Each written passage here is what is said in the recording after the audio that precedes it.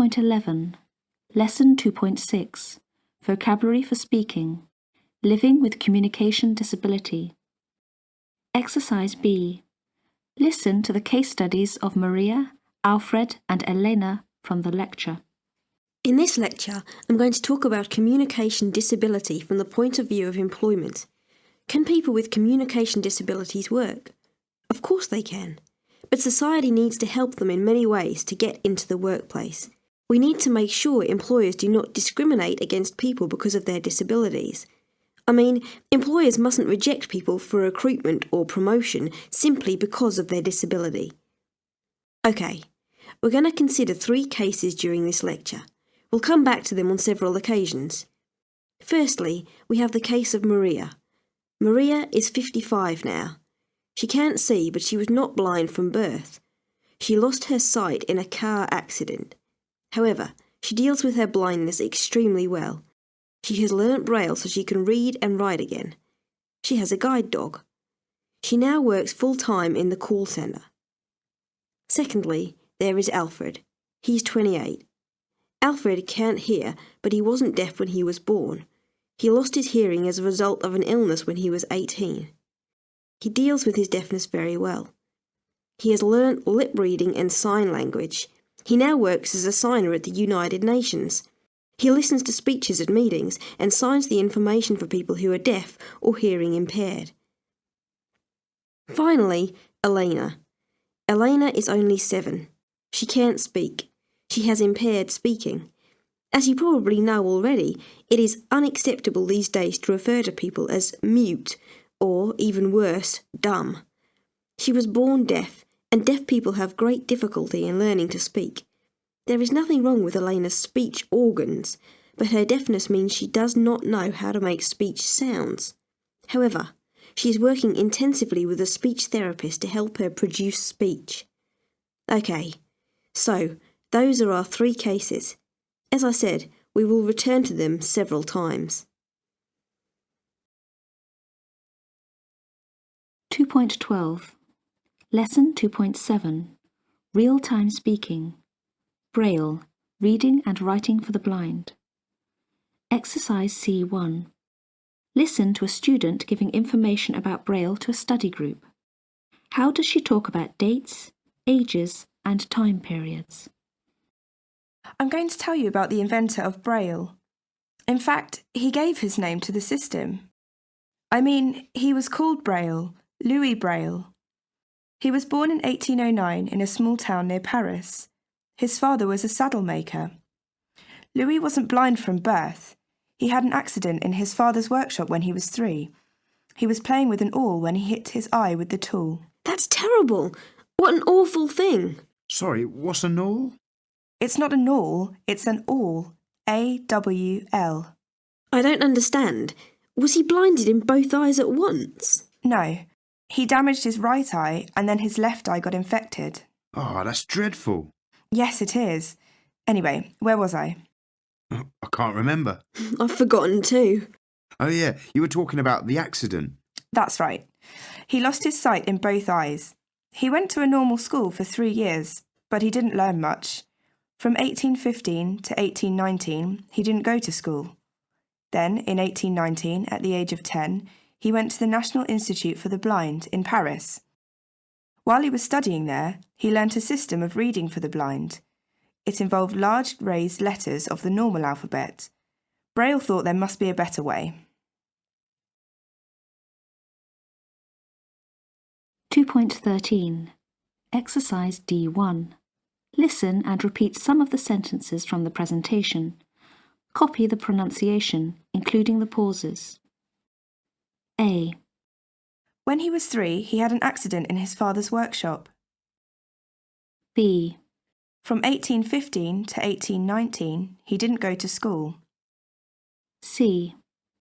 At the age of 6, he left normal school. D. Then in 1819, at the age of 10, he went to the National Institute for the Blind in Paris. E. 16 years after his death, Braille became the worldwide standard.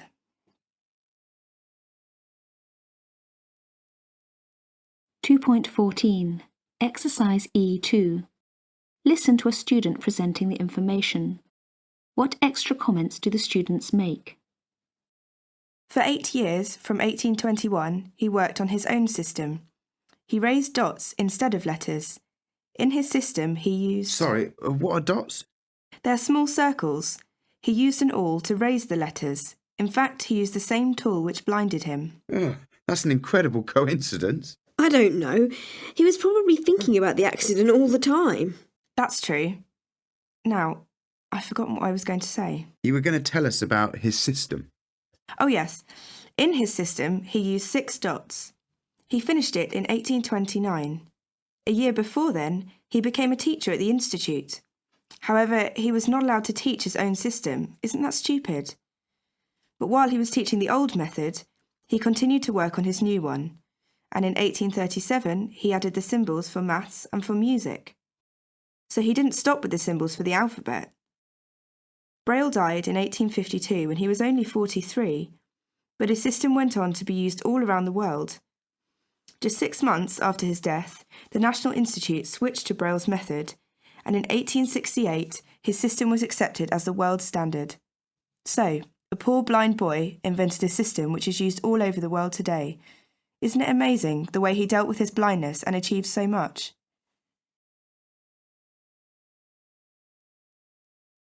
.15 Everyday English, talking on the phone. Exercise B2. Listen and complete the conversations. Conversation 1. Hello, could you give me David Marshall's email address, please? Certainly. It's d.marshall with 2 L's at hadford.ac.uk. Thank you. You're welcome. Bye. Conversation 2. The person you have called is not available. Please leave a message after the tone. Hi Katya, it's Piera. Give me a call when you pick up this message. Okay, talk to you later. Bye. Conversation 3.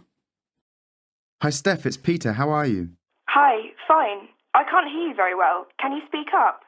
Do you know Alan's mobile number? You're breaking up. Can you hang up and redial? Conversation 4. Hi, is that Carlo? Sorry, I think you've got the wrong number. Oh, sorry. No problem. Bye. Conversation 5.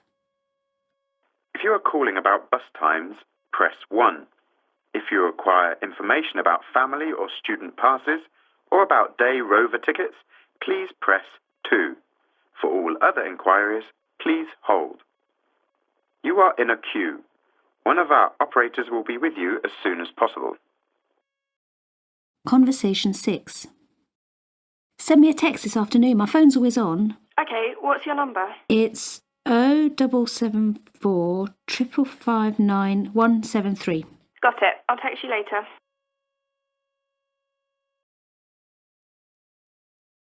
.16 Lesson 2.8 Learning new speaking skills.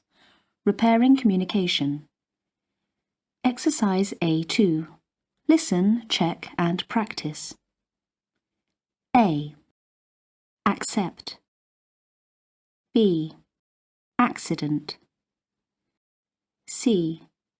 Adopt. D. Institute. E. Inventor. F. Standard. G. System. H. Worldwide. 2.17 Exercise B3. Listen, check and practice. A. He was born in a small town near Paris. B.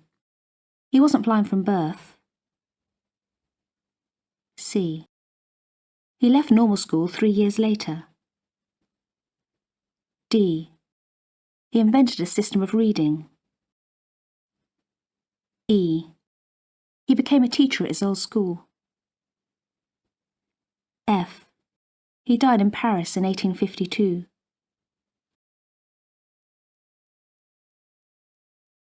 .18 Exercise C3. Listen to the extract. Check your answers. He was playing with an awl when he hit his eye with the tool. Sorry, what's a gnawl? It's not a gnawl, it's an awl. I don't understand. Was he blinded in both eyes at once? No, he damaged his right eye and then his left eye got infected. That's dreadful. Yes, it is. Anyway, where was I? I can't remember. I've forgotten too. Oh yes, you were talking about the accident. That's right. 2.19. Pronunciation check. Listen and copy the linking and suppressing. He was blinded in an accident. It's a pointed tool.